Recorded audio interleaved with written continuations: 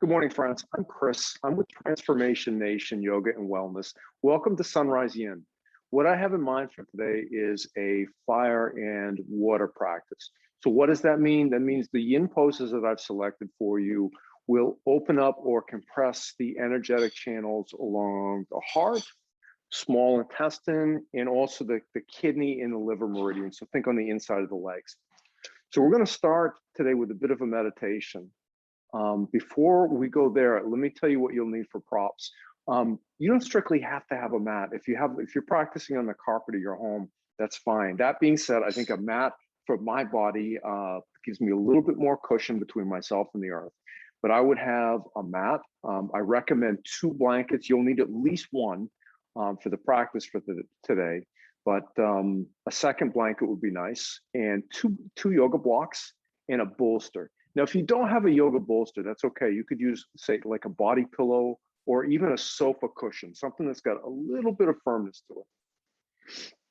Now, find a comfortable seated position. So find a seat you can sustain. So sitting directly on the earth, like in my body, if just the shape of my hips right now, if I sit directly on the mat, my pelvis will tilt backwards. How do you know that? One, the knees will lift up a little bit. In some cases quite a bit. You'll also feel rounding in the lower back. So if that's the case for you, what I've chosen to do today is to place a block under my seat. A block or a bolster to elevate the hips a little bit will allow the pelvis to rock forward. So elevate the seat if that serves you, and then stack your joints. Float your head over your shoulders, over your hips. Your hands you can place on your knees, you can place in your lap, palms up or palms down. And let's start with a cleansing breath. So take in the deepest breath of your day so far today. And then open your mouth, sigh that out, make a ha sound. Ah. And then on your next inhale, press into your seat. Lengthen out of your heart and the crown of your head for the stars. So really good posture. And maintain that alignment of your spinal column. But as you exhale, let all of your soft tissues drape and fold down toward the earth. Right? If you're comfortable, if it feels safe and comfortable for you to close your eyes, you could choose to close down your eyes. You could also leave them open with a soft gaze. Just a comfortable, natural breath, both for this meditation and throughout the practice today, is all you need. No special breath required. I'd like you to shift your attention to the bottom of your spine, maybe even the base of your pelvic floor. And I'd like you to visualize a small red spark, amber red, or ruby red spark at the base of your spinal column. And right now it's small, it's barely noticeable. But as you feed that spark with your attention and you direct your breath toward that spark, each time you inhale, that spark seems to brighten. That ruby red glows a bit brighter, and the size gets a little bit bigger. And each time you exhale, the light of that spark, it dims a little bit and it shrinks a little bit, but never as small as it was before. So by feeding it this constant attention and breath, it will steadily grow.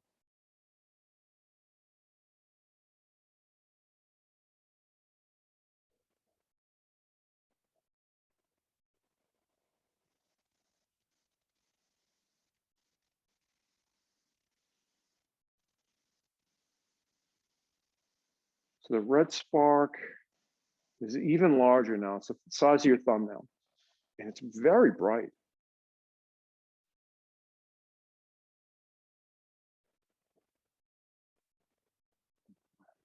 And when you notice that red spark glowing, now a small glow of spark, you feel grounded, you feel connected. Notice that you feel connected with the earth in all the places where your body is coming into contact with it. But you also feel stable, safe, and secure.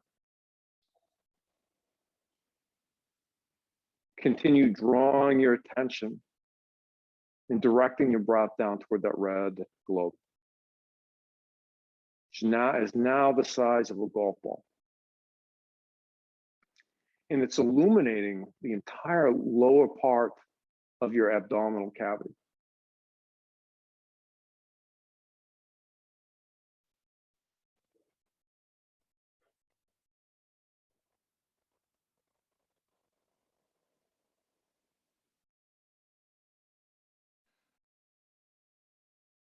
And now that red globe is the size of a tennis ball, and the light is casting down into the legs, almost to the knees, in the abdominal cavity, almost all the way up to the sternum.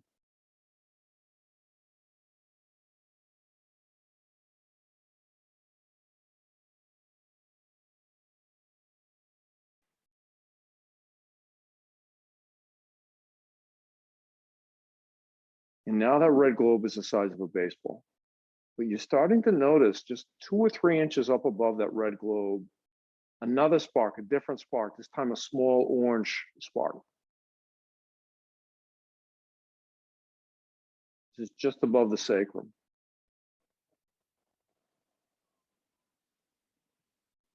Start to shift your attention to that orange spark. And as you do that, you'll notice that orange spark will start to grow both in brightness and in size. And the red spark, that red globe, starts to dim a little bit and to shrink a bit. The feeling that you associate with this orange spark is different. It's growing very quickly. It's already the size of your thumbnail. You know, though the red glowing light is dimmed considerably, that orange light is starting to replace it. The orange light brings with it a sense of fluidity, creativity, and pleasure.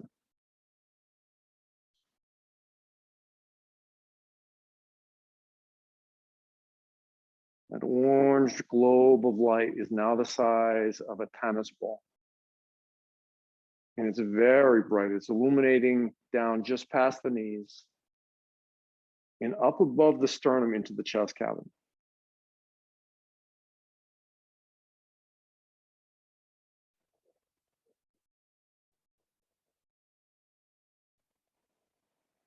And it's now the size of a baseball.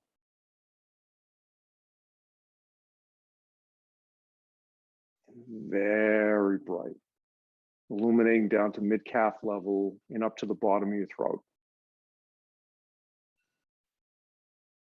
And I'd like you to visualize just above that bright, beautiful orange glowing globe, a new spark, a yellow spark this time, about the level of your solar plexus.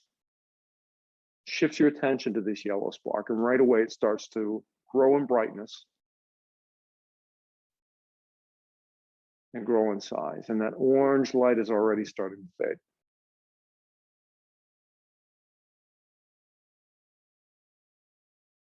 Anytime something pops up into your consciousness and awareness, it's okay, it's normal. How human of us. But shift your attention back to that yellow globe, now already the size of a tennis ball, and really, really bright. Now it's the size of a tennis ball. And it's illuminating up into the head, into the nasal cavity, and down to the ankles. And as you focus your attention on this yellow glowing globe of light, bright and vibrant, notice a sense of power and will. Fed by this light, you could do anything that you wanted.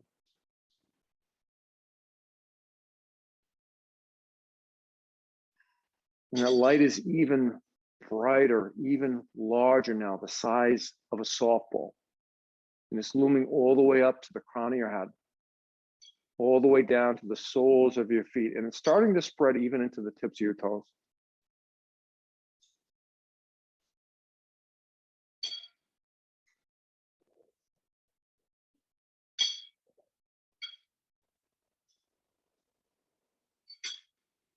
Now that beautiful, brilliant yellow globe of light is the size of a volleyball. And the light it's creating from you, your light, is filling up the entire interior of your body. And even with eyes closed, it's starting to spill out your eye sockets, the crown of your head, the palms of your hands, and your feet. Your light, your own internal sunrise, is now illuminating the room that you're in, your home, out into the streets, in the whole world. All right, friends, if you have your eyes closed, gently blink your eyes open. And the first shape of our yin practice today is going to be caterpillar pose. This is a seated forward fold. So you're on your mat, I expect. Stay right there. I'm going to make my way back to my mat. Right, and I'm going to choose to sit on a block rather than a bolster, although I could choose a bolster. Let me show you why. So I'd like you to lengthen your legs long, right? Find a relaxed level of energy in the feet, right? So rather, in some practices, I would cue you to flex your toes back towards your face. That's not necessary here. Let the feet go soft. Ankles may roll to the inside or the outside. You could start to fold forward a little bit, maybe with the support of your hands. I'm not super flexy and bendy in my low back. So what I'm going to do is place a bolster on my thighs, my elbows on the bolsters, and then you could place your thumb on the inside upper edge of your eye socket. This is an acupressure point. It's called urinary bladder 2. Right, and once you set up in this shape and the body is starting to fold forward,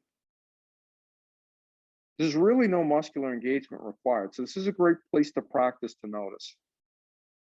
Where are you engaged? Where are you holding on to muscular tension and engagement where you don't need? And can you choose to let that go? All right, so with the thumbs and urinary bladder 2, if you've chosen this, know that at some point that may stop being soothing and comfortable. Right, so you are empowered at any time to shift. Maybe placing the heels of the hands just below the chin and letting the fingers wrap up around the face. I think of this as the Macaulay Culkin support, if you've seen Home Alone. So what are we looking for in this shape and where are we looking for sensation? So I want you to feel something here. So this, we're seeking a threshold between discomfort and pain. So various yin teachers over the years have described this to me as a dull achiness or a bitterness or a diffuse pressure. But I really like a numerical scale. So if you think about a continuum of sensation that starts at a 0 and goes up to a 10, I'd like you to start each shape with a level of sensation that's at least a 4, but not more than a 6. And then each shape, I'll offer you some opportunities if your body's opened up some space to go deeper. And we're at that point for this shape now. So check in with your body. Notice your current level of sensation. And if you're in that range of 4 to 6, you're probably already home. You don't need to change anything. But sometimes if we start out with some restraint, we can open up some space. And if that's your experience, to add sensation, you can fold your heart or your head closer down toward the earth. Or for this, even tuck your chin to your chest. Will light up the back end of your body even more. So where might you be feeling this? Right? We don't live in the same body, friends. So your experience in this shape will not be the same as mine. But probably hamstrings, the backs of the legs, but also the whole back line of the body. This is urinary bladder meridian. This is one of the 2 meridians associated with water element in traditional Chinese medicine.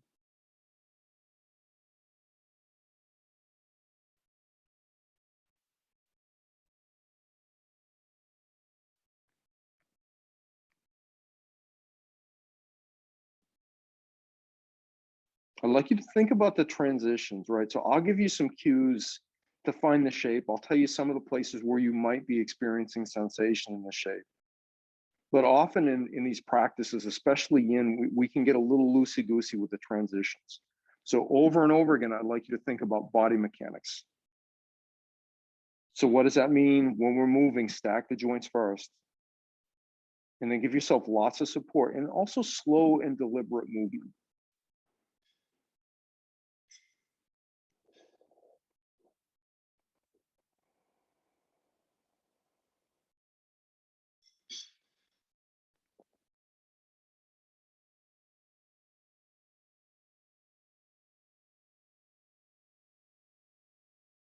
So if you folded forward, begin to lift yourself up.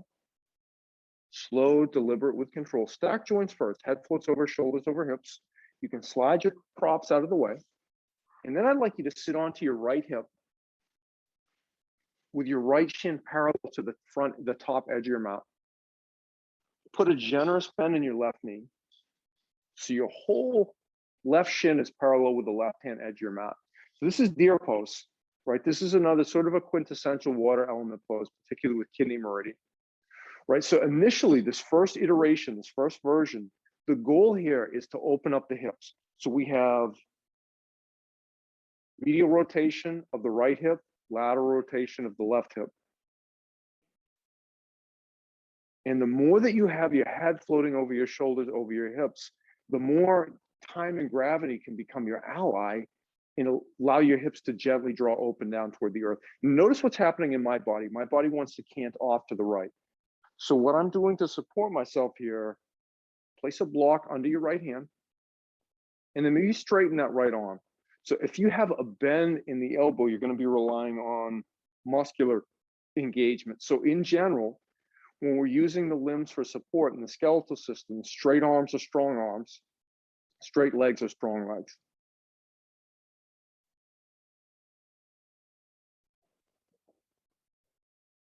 Notice the sense of gravity drawing your hips down toward the earth. And then notice anything else that may be coming up for you. So first and foremost, whatever you're feeling and experiencing in this shape, friends, it's okay, I promise.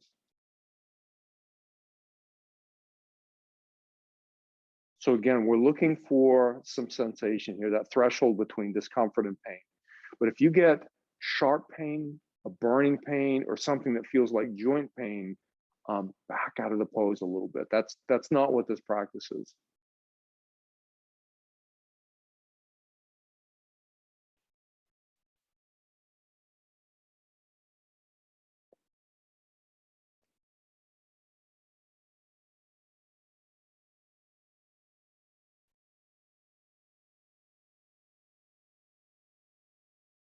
Check in with your body. Notice your current level of sensation.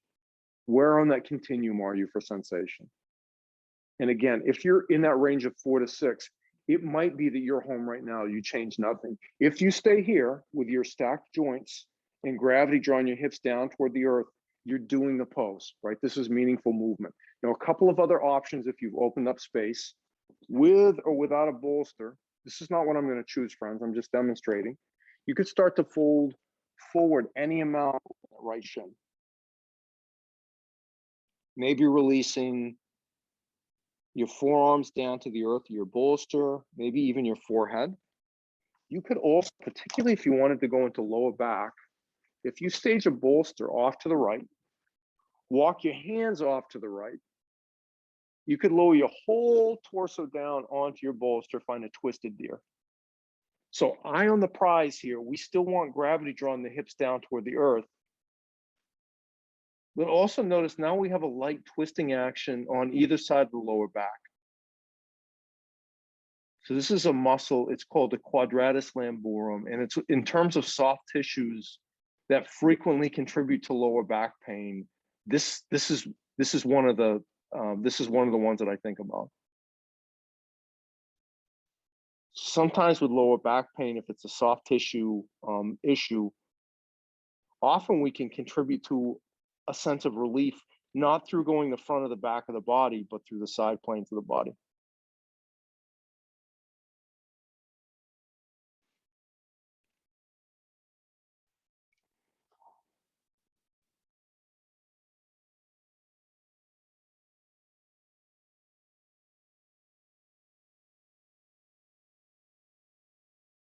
And over again, keep checking in with yourself. Notice, like most poses, you're going to have some level of muscular engagement in order to maintain the poses. Not so much where I am right now, but that's frequently the case. But there are also lots and lots of opportunities for us to release where we don't need muscular engagement. And in fact, where muscular engagement becomes counterproductive to our goal. And I'll talk more about that when we get to the other side.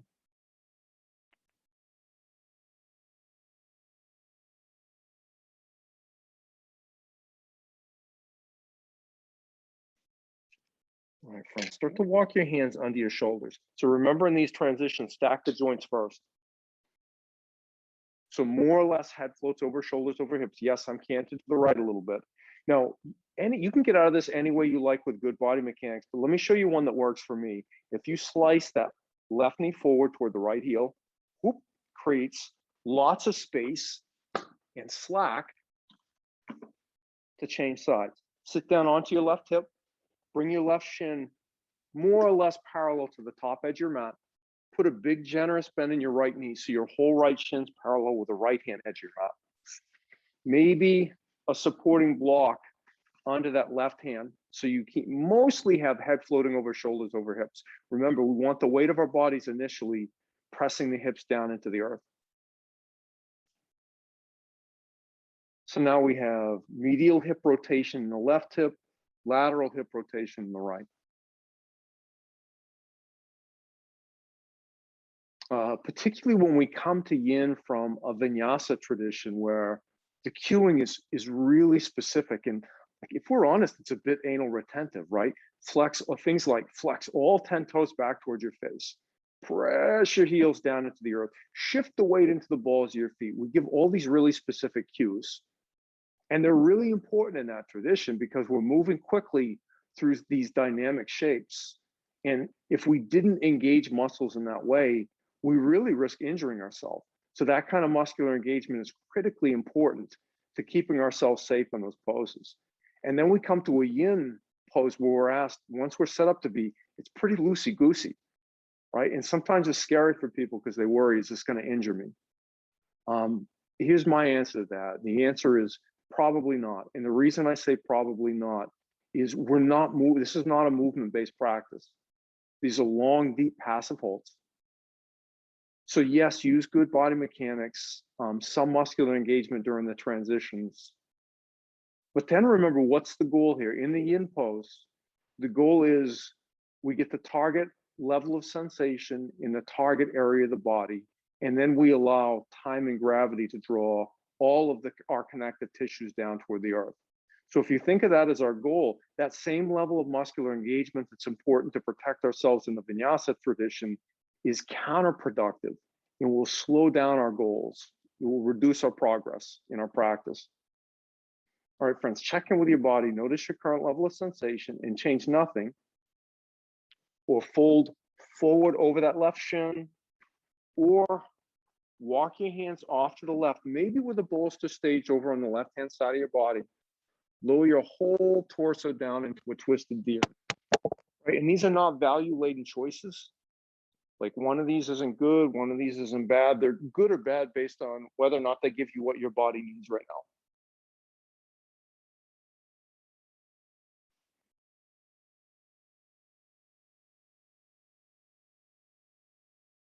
And then see where you can have some more opportunity to relax and soften.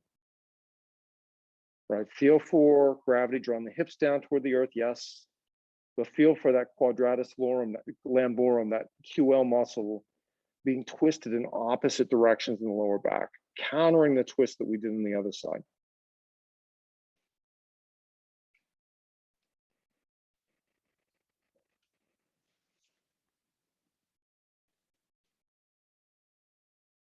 I mentioned before we started, there's no specific breath that's required or even necessarily recommended for yin practice.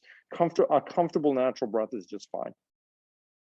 If you're comfortable with and accustomed to a victorious breath, an ujjayi breath from a vinyasa tradition, it doesn't hurt anything. And in fact, sometimes I find it can be a really nice focal point for my attention, but you don't need it.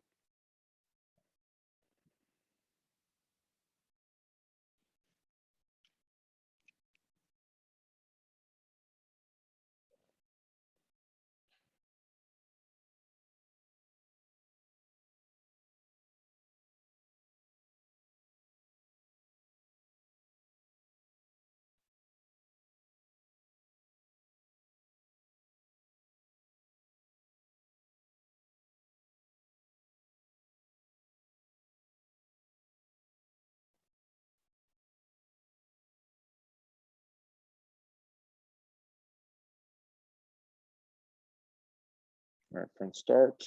to bring your hands under your shoulders. Lift yourself up, stack joints first. Probably slide the bolster out of the way. You will need a block where we're going. Maybe slice that right knee forward to your left heel. And then make your way onto your belly. We're going to go into Sphinx pose. So for the Sphinx on your belly, I'd like you to place a block in between your wrists at the highest height. Float your shoulders over your elbows. And then use your forearms, make the number 11 shape, right? Your index fingers pointing forward at 12 o'clock. Lengthen your legs long behind you, lengthen the legs out a bit, and then soften everything from your lower back down to the tips of your toes, softens and relaxes, which may mean that your ankles roll to the inside or the outside. That's fine. And then there's a certain level of muscular engagement you'll need to keep your shoulders floating over your elbows, but everything else you can let go of. Now, because if we were doing this in vinyasa, I would literally cue you to drag your elbows back toward your waist. Here, if you find yourself doing that, flip your palms up toward the stars.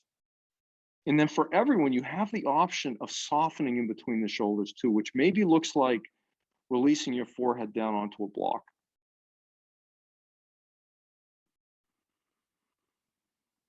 My teacher, Annie Au, she describes the way that we skillfully get into a yin pose as being really analogous to the way that we skillfully get into a hot bathtub.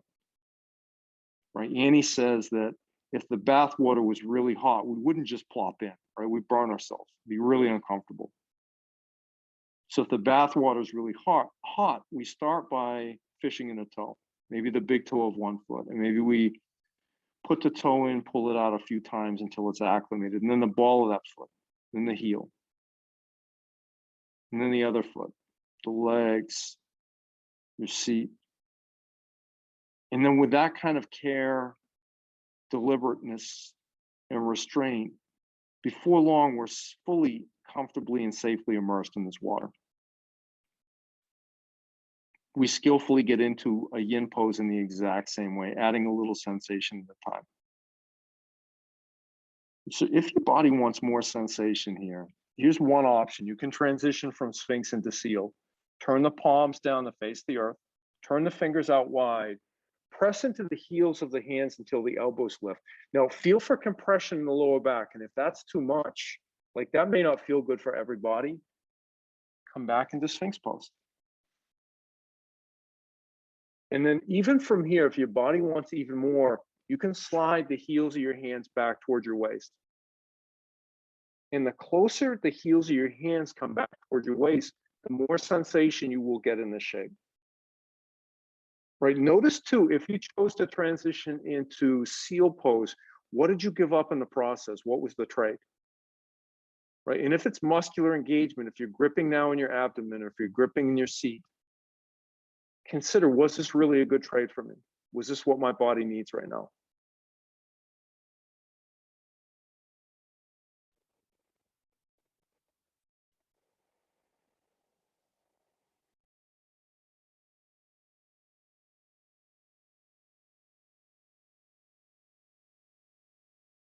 So this, both Sphinx and Seal, stomach and spleen meridians on the front plane of the body. So you might feel a sense of opening all the way from the pubic bone to the throat. But also note what's happening along the back line of the body. Compression in the low back might be gentle, it might be pretty intense. That is urinary bladder. That's what we're after today.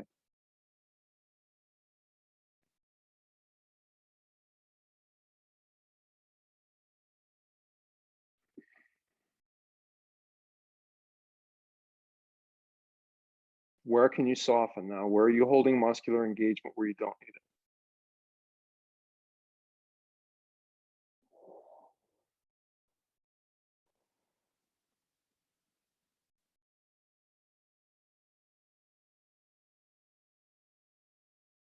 All right, friends. So if you chose to transition from Sphinx into Seal, first of all, come back into Sphinx pose.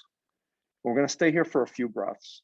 And we're going to transition into Broken Branch, right? So the cueing can be a little complex. So first things first, if you would, Transition your block from the highest to the medium height. And then slide the palm of your left hand forward. See how I've created this big generous space under my left elbow?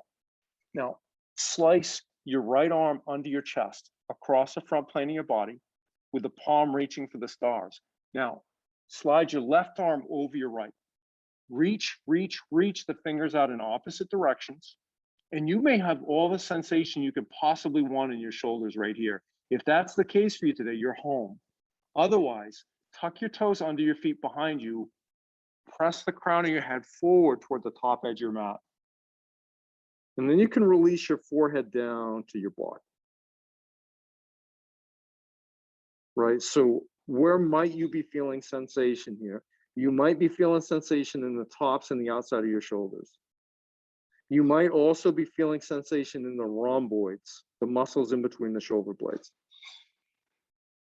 But if you notice what's happening here, the mechanics of this pose, once you've got the weight of your chest pressing your elbows down into your spreading your shoulder blades apart, there's really no muscular engagement required, which to me means this is a wonderful place for us to practice noticing. Am I gripping in the seat? Am I gripping in my jaw? Where else might I be gripping that I could let go? And then you could practice letting that go. So if this is a new pose for you, you're probably getting an adult portion of sensation right here. Don't change anything, you're already home. But if you've got some space and you want more, each time you tuck your toes under your feet, rock the crown of your head further forward, you will add sensation in this shape.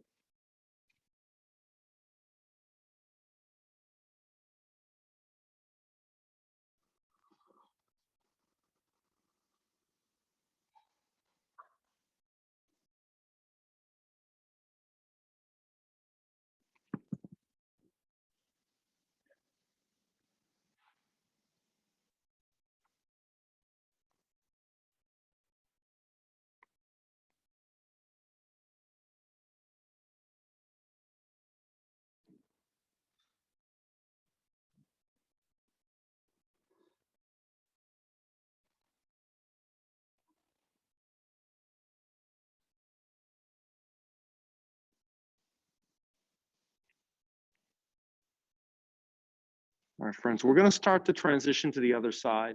So if you've rocked the crown of your head forward, tuck your toes under your feet, walk your heels back behind you, unwind the left arm, come back to our starting position, and then Sphinx with your right arm, Sphinx with your left arm, slide the palm of your right hand, now a big generous space under the right elbow, slice your left arm across the front plane of your body, wrap your right arm over your left, walk the fingers out in opposite directions, and then stay right here or tuck your toes under your feet, rock the crown of your head forward.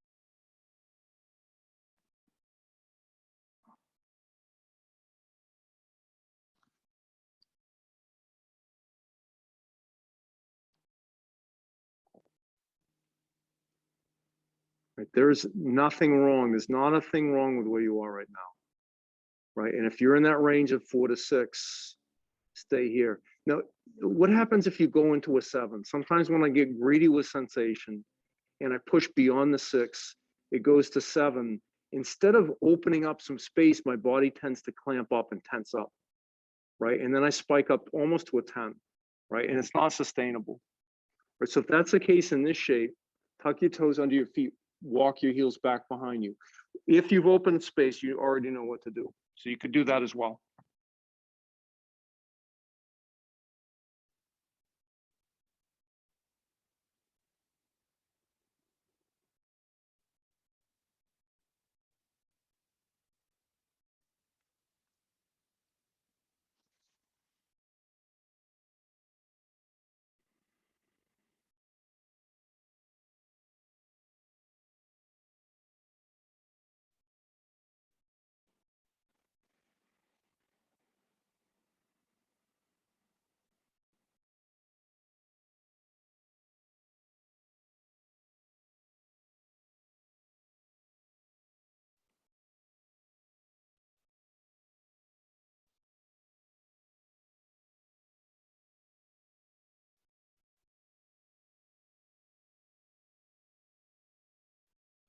All right, friends, from here, tuck your toes under your feet, rock your heels back behind you, unwind with your right arm back to our starting position.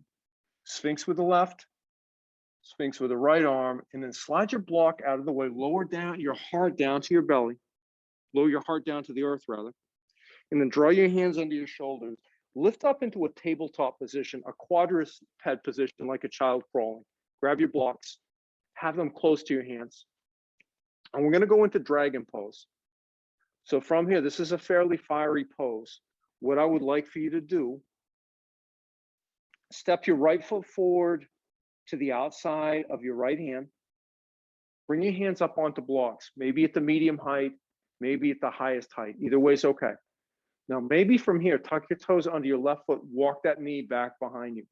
Now, sometimes we get compression pain here in that knee. If that's the case for you, fold your mat up, fold more of a blanket up, put more padding under your knee. It doesn't change anything else in the pose, it just makes you comfortable, right? Relax your left glute. Now, I know in vinyasa, in a low lunge, I would cue you to engage that left glute, but relax it here and see if you can let gravity drape your hips down toward your right heel any amount more. One other thing I'd like you to look for here, if your right knee is tracking forward in front of the right ankle, scoop your right hand under that right heel and just slide that right foot forward. So your right knee directly over that right ankle is fine. The right ankle forward of that right knee is fine. But I would prefer you don't leave it so it's the knee is forward of the ankle.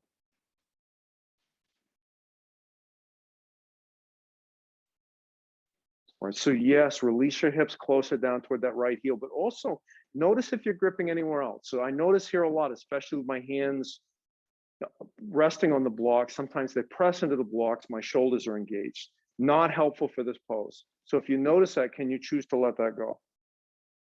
Right, so that's the other thing to notice. So it's not a character flaw when we find that we're gripping someplace in a pose. It's just part of what happens when we're in this practice. So it's not bad and wrong. We're not bad and wrong, but this is part of the practice, is that we learn to start to notice those things and then shift into what is skillful for us in this shape. So potentially in that hip flexor from the inside of the left groin all the way down to the inside of the left knee, maybe a lot of sensation right here. You may be feeling the psoas a lot, right? So we're really getting into that kidney meridian. Right? So the kidney meridian and the liver meridian run on the inside of the legs. But the psoas is also, this deep hip flexor is also a muscle that's specifically associated with kidney meridian in traditional Chinese medicine. All right, friends, if you want more in this sensation, and you may have all you need right now, one more option, especially given what we're working on today, you can bring your hands down to blocks. You could even bring your forearms down to blocks and get into more along the back line of the body, the other side of urinary bladder meridian. So one of the nice things about dragon is, especially when we fold forward like that, we're getting into the kidney meridian on the inside of the leg. So that's water meridian, or that's water element, but also the back line of the body, the urinary bladder meridian.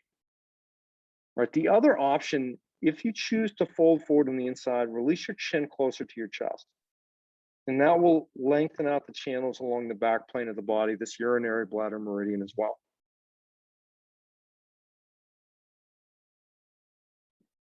Where can you release? Where are you holding on to muscular engagement and gripping now where you don't need it?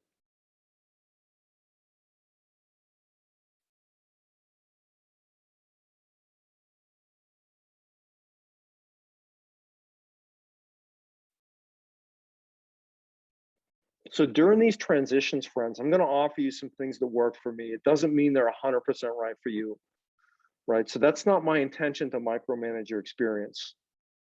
I don't care how you make the transitions. I just care that you use good body mechanics and protect yourself the whole way through the process.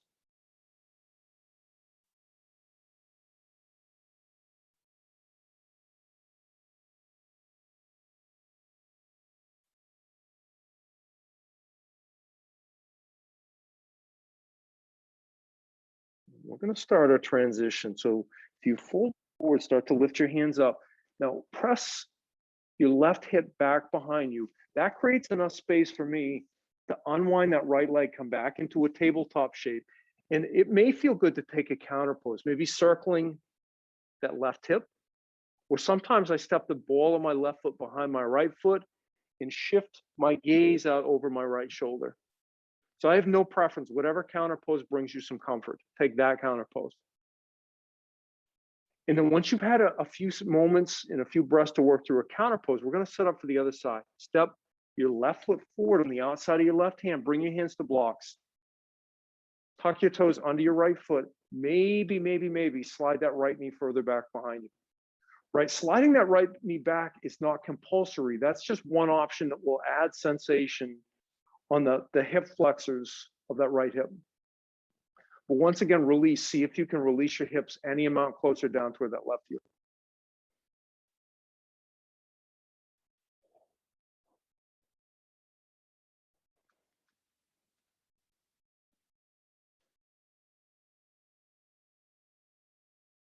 So in medicine, the way that I understand the meridians right now at this point in my practice,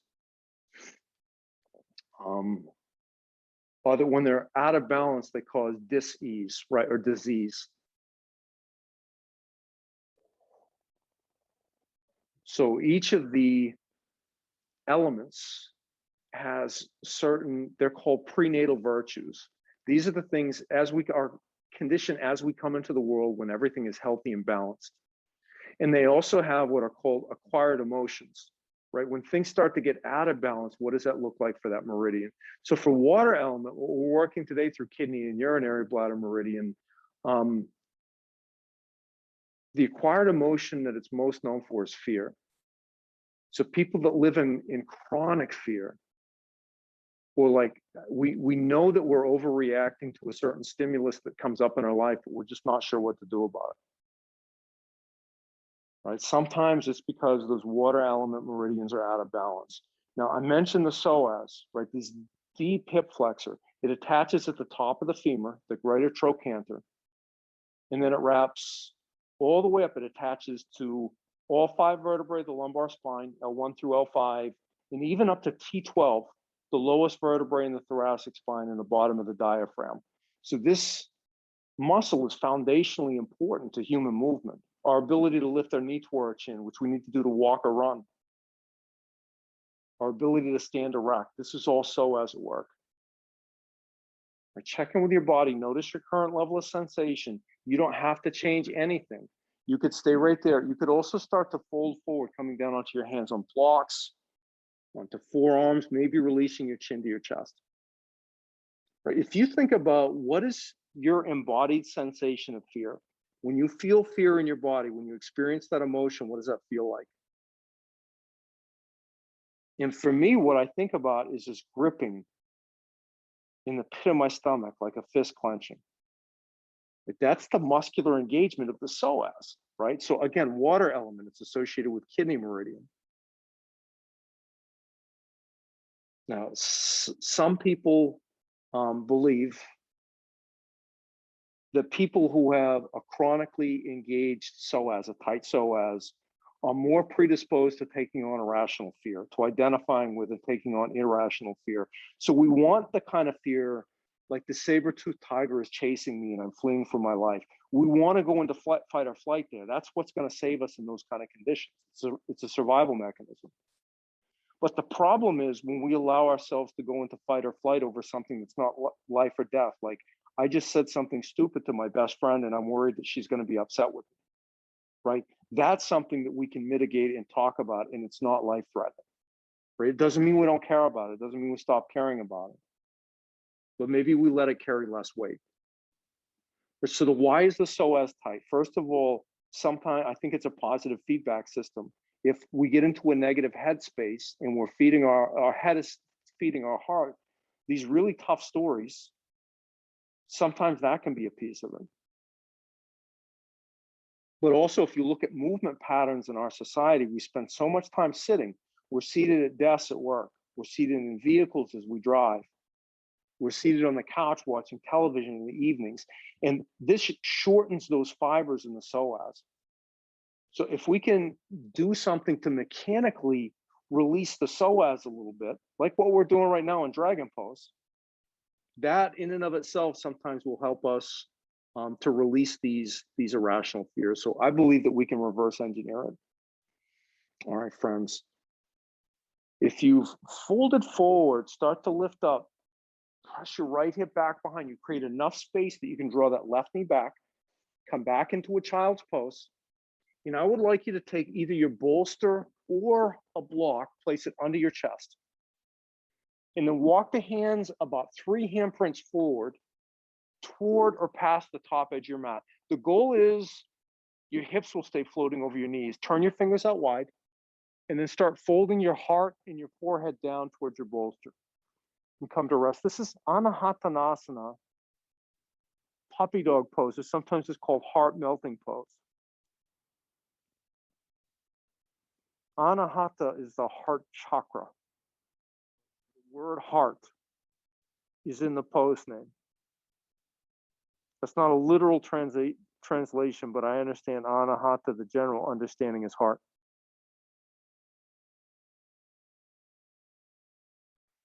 All right, look what's happening in this pose. Similar to when we did Sphinx and Seal, we had a lengthening of the fibers along the front plane of the body, an opening of the fascia in the stomach and spleen meridian.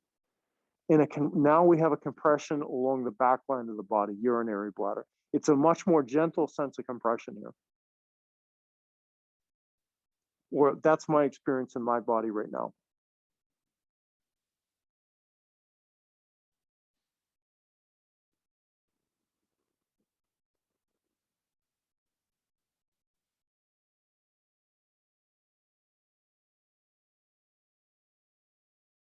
Right, so if we're living with chronic fear, and we know that the psoas is a tool we can use to help release it, what are the benefits of that to us? What are the benefits to society? Well, first of all, living in chronic fear, it's really hard on our health. Being in a sympathetic nervous system response, a fight or flight nervous system response, increases the blood pressure, increases cortisol level, predisposes us to insulin resistance, and can make us really hard to be around, right? For the other people in our lives, sometimes it's really difficult. But also, I'd like you to think about times where you've made a decision from a space of fear, right? In general, this may not be your experience, friends, but I promise you it's mine. We don't make good decisions from a space of fear. We make really poor decisions, right? So people make poor decisions from a space of fear. Societies make tragic decisions when there's great societal fear. You can look at that in our current events. You can look at that in the history books. So by working on starting to release this difficult emotion, we can do our part to improve our health, to improve our quality of life, but also make a small step to making the world a kinder and a better place.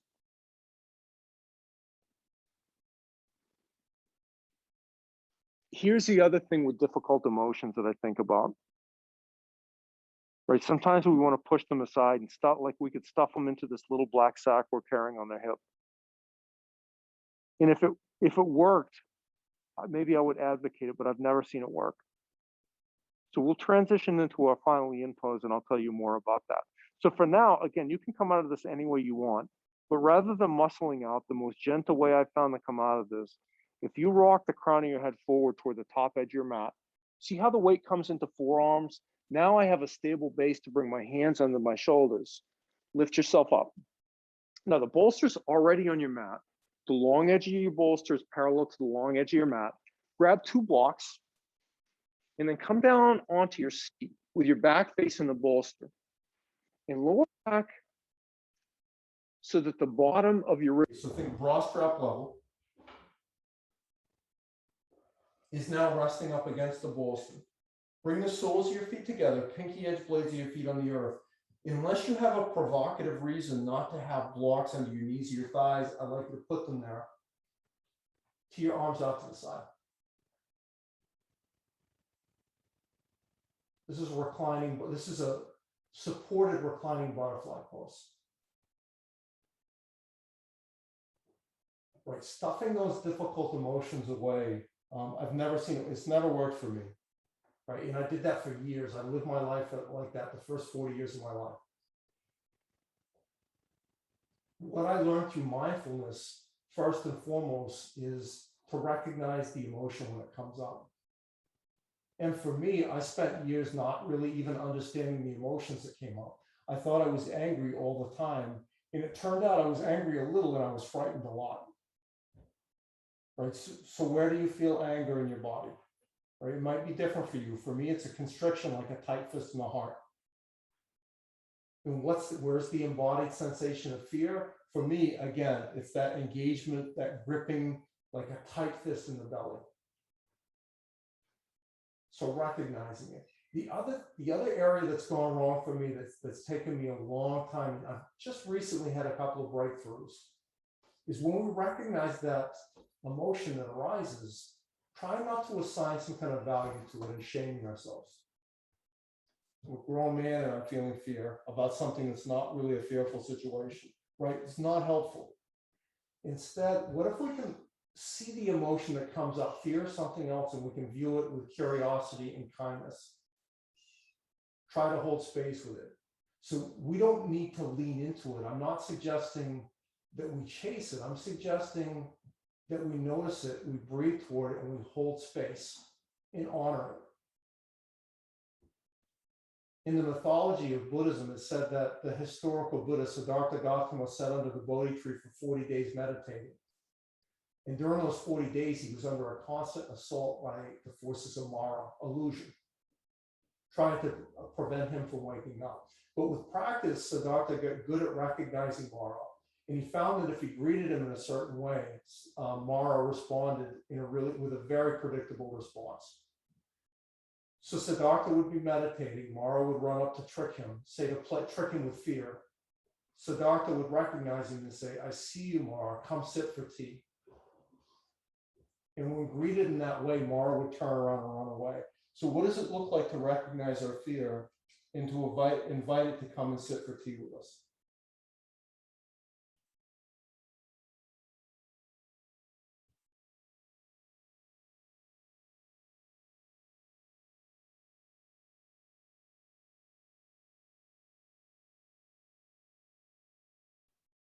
Friends, from here, I'd like you to transition to your final resting shape. Now, I'll tell you, in my body right now, I feel alert and relaxed in this reclined butterfly pose, this supported butterfly pose. So I'm going to stay right here, but you can transition into any other final resting shape on your seat, your belly, your back, or your side. As long as you feel grounded and supported and you can balance relaxation and awareness.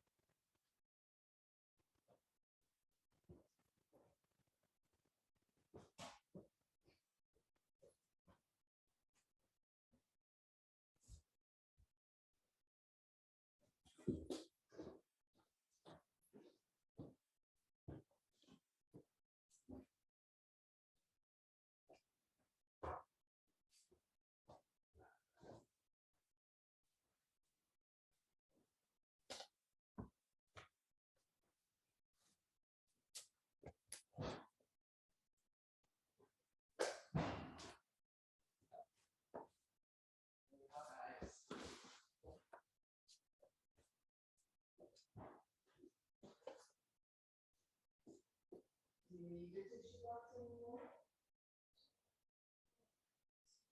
Oh, okay. Yeah, let's, do you want a bag for it? Yeah. Okay.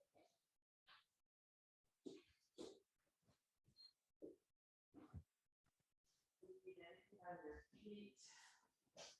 All fine with very cool.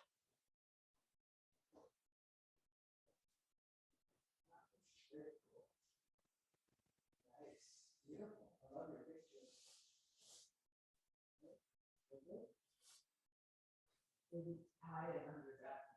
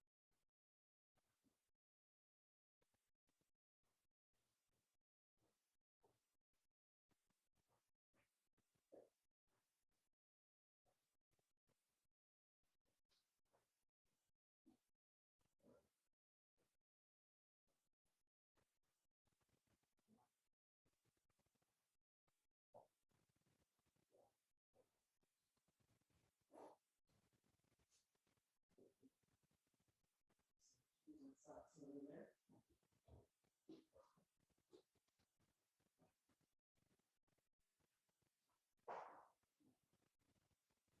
Swallow 2 or 3 times. And then begin to draw some deeper breaths. So fuller on your inhales and more full and complete on your exhales. No, do you need it? No. Okay.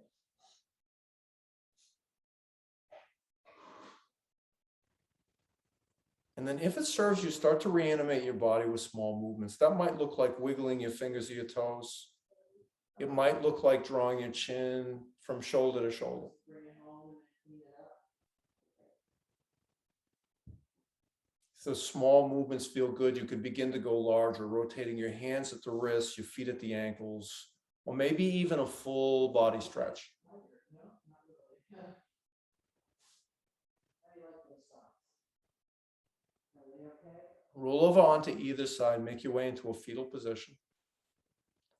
And take a few moments here, take 3 or 4 breaths, check in, notice how you're feeling, and also honor yourself for all your hard work that you put in. This is not an easy practice. It's not a sweaty practice. It's also not an easy practice. It's a really courageous practice. So honor yourself for that. And then press yourself up into a seated position, maybe with your legs crossed. Your eyes could be open, they could be closed. I'm going to have my thumbs at my sternum, my hands at heart center. You can join me here, or you can do anything you prefer with your hands.